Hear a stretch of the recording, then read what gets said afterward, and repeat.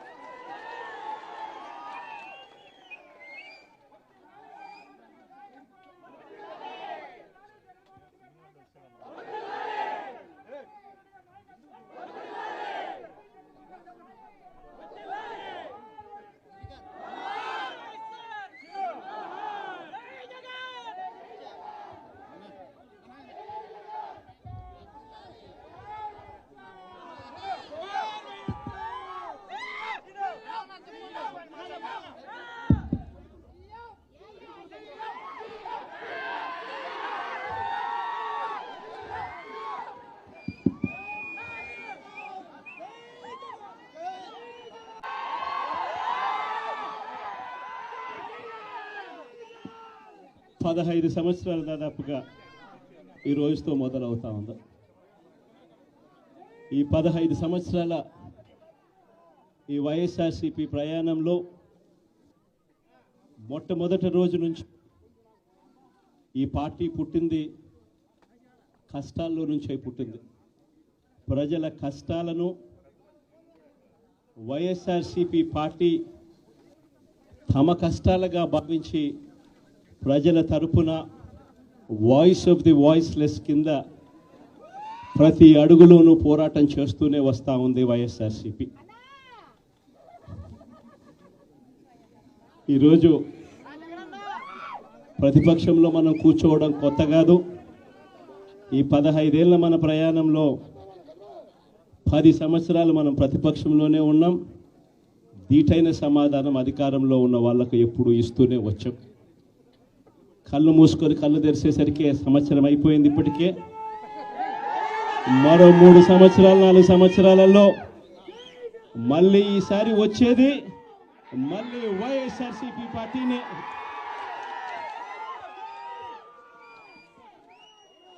ఈరోజు వైఎస్ఆర్సీపీకి సంబంధించిన ప్రతి కార్యకర్త కూడా గ్రామంలో ఉన్న ఏ ఇంటికైనా కూడా వెళ్ళొచ్చు. ఏ పేదవాడింటికైనా కూడా వైఎస్ఆర్సీపీ కార్యకర్త సగర్వంగా తలెత్తుకొని కాలర్ ఎగిరేసుకొని వెళ్ళే పరిస్థితి వైఎస్ఆర్సీపీకి సంబంధించిన కార్యకర్తలకు ప్రతి ఒక్కరికి ఉంది. ఏ ఇంట్లోకి వెళ్ళినా కూడా వైఎస్ఆర్సీపీ కార్యకర్తను చూసినప్పుడు ఆ ఇంట్లో నుంచి వచ్చే ప్రతి అక్క, ప్రతి చెల్లెమ్మ, ప్రతి అన్న, ప్రతి తమ్ముడు, ప్రతి సోదరుడు, ప్రతి రైతన్న, ప్రతి అవ్వ కూడా వైఎస్ఆర్సీపీ కార్యకర్తను చూసినప్పుడు చిక్కటి చిరునవ్వుతోనే పలకరిస్తుంది. కారణం వైఎస్ఆర్సీపీ ఏదైనా కూడా చెప్పిందంటే చేస్తుంది అన్న నమ్మకం ఈరోజు ప్రతి ఇంట్లో కూడా ఉంది. కాబట్టి ఈరోజు అటువంటి పరిస్థితుల మధ్య ఈరోజు యాదృచ్ఛికంగా విద్యా దీవెన, వసతి దీవెనకు సంబంధించి పిల్లలకు సంబంధించిన అన్యాయాలకు సంబంధించిన జరుగుతూ ఉన్న అన్యాయాలకు సంబంధించిన విషయాల మీద ఈరోజు యాదృచ్ఛికంగా ప్రొటెస్ట్ కార్యక్రమం కూడా జరుగుతూ ఉంది. ఈ కూటమి ప్రభుత్వం వచ్చి దాదాపుగా 10 నెలలుగా వస్తూ ఉంది. ఈ 10 నెలల కాలంలో ఎన్నికల వేళ వాళ్ళు చెప్పిన సూపర్ 6లు, సూపర్ 7లు అన్నీ గాలికి ఎగిరిపోయాయి. వ్యవస్థలన్నీ కూడా చదువులు కానీ, వైద్యం కానీ, గవర్నెన్స్ కానీ, వ్యవసాయం కానీ ఏది చూసుకున్నా కూడా వ్యవస్థలన్నీ కూడా నిర్వీర్యమైపోయిన పరిస్థితులు కనిపిస్తూ ఉన్నాయి. ఈరోజు పిల్లలకు సంబంధించిన ఫీజులకు సంబంధించిన బకాయిలు కూడా సంవత్సర కాలంలో ఫీజు రీఎంబర్స్మెంట్కు కావాల్సింది ఒక్కొక్క క్వార్టర్కు 700 కోట్ల రూపాయలు చొప్పున, సంవత్సరానికి 2800 కోట్ల రూపాయలు విద్యా దీవెన కింద 4 క్వార్టర్లకు సంబంధించిన కేటాయింపులు చేయాలి. అంటే 2,800 కోట్లు. వసతి దీవెన కింద ప్రతి ఏడాది ఏప్రిల్ మాసం వచ్చేసరికి 1,100 కోట్ల రూపాయలు కేటాయింపులు చేయాలి.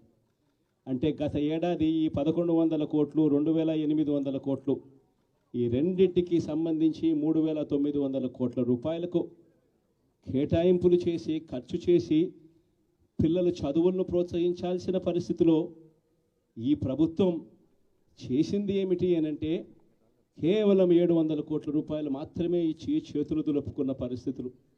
అంటే 3,200 కోట్ల రూపాయలకు సంబంధించిన బకాయిలు పెండింగ్లో పెట్టారు. అదే మాదిరిగా మళ్ళీ ఈ సంవత్సరం 2025-26కు సంబంధించిన ఈ సంవత్సరానికి సంబంధించి ముందుకు పోవడానికి ఈ సంవత్సరానికి సంబంధించిన విద్యా దీవెన కింద ఈ విద్యా దీవెనకు సంబంధించి ఈ 2,800 కోట్లు మళ్ళీ కావాలి, 1,100 కోట్లు వసతి దీవెన కింద కావాలి. ఇవన్నీ కూడా కలిపితే మరో 3,900 కోట్లు. సో ఆ 3,200 కోట్లు, ఈ 3,900 కోట్లు దాదాపుగా 7,100 కోట్ల రూపాయలకు సంబంధించిన పిల్లలకు సంబంధించిన చదువులకు సంబంధించిన కేటాయింపులు చేసి చదువులను ఆదుకోవాల్సింది పోయి, పిల్లలను ఆదుకోవాల్సింది పోయి కేవలం 2,600 కోట్లు మాత్రమే కేటాయింపులు చేశామన్నట్టుగా చేసి పిల్లల చదువులతో ఆడుకుంటా ఉన్న ఈ ప్రభుత్వానికి బుద్ధి చెప్పే కార్యక్రమం పిల్లలతో పాటు పిల్లల తల్లిదండ్రులతో పాటు కలిసి చేసే కార్యక్రమం కూడా యాదృచ్ఛికంగా ఈరోజు ప్రొటెస్ట్ కార్యక్రమం కూడా ఈ రోజే కూడా జరుగుతూ ఉందని కూడా చెప్పడానికి కూడా సంతోషపడతా ఉన్నా. వైఎస్ఆర్సీపీ ప్రభుత్వం ఎప్పుడూ కూడా ప్రజలకు తోడుగా ఉంటుంది, ప్రజలకు ఎప్పుడూ కూడా అండగా నిలబడుతుంది, ప్రజల తరపున ఎప్పుడూ గొంతుకై వైఎస్ఆర్సీపీ ఎప్పుడూ ప్రజలకు అండగా ఉంటుందని మరొక్కసారి తెలియజేస్తూ ఈరోజు ప్రొటెస్ట్ కార్యక్రమంలో పాల్పంచుకుంటా ఉన్న ప్రతి ఒక్కరికి, ప్రతి కార్యకర్తకు, ప్రతి నాయకునికి, అదేవిధంగా పిల్లల తరపున, పిల్లల తల్లిదండ్రుల తరపున వాళ్ళతో పాటు కలిసికట్టుగా ప్రయాణం చేస్తూ ఉన్న ప్రతి ఒక్కరికి కూడా ఈ సందర్భంగా మీ అందరికీ కూడా చేతులు జోడించి పేరు పేరున మీ అందరికీ కూడా కృతజ్ఞతలు తెలుపుతా ఉన్నాను. వైఎస్ఆర్సీపీకి సంబంధించిన 15వ సంవత్సరం లేక అడుగు పెడతా ఉన్న ఈ సందర్భంలో వైఎస్ఆర్సీపీకి సంబంధించిన ప్రతి నాయకుడికి, కార్యకర్తకు ఈ సందర్భంగా కంగ్రాచులేషన్స్ కూడా మరొకసారి కూడా తెలియజేస్తాను.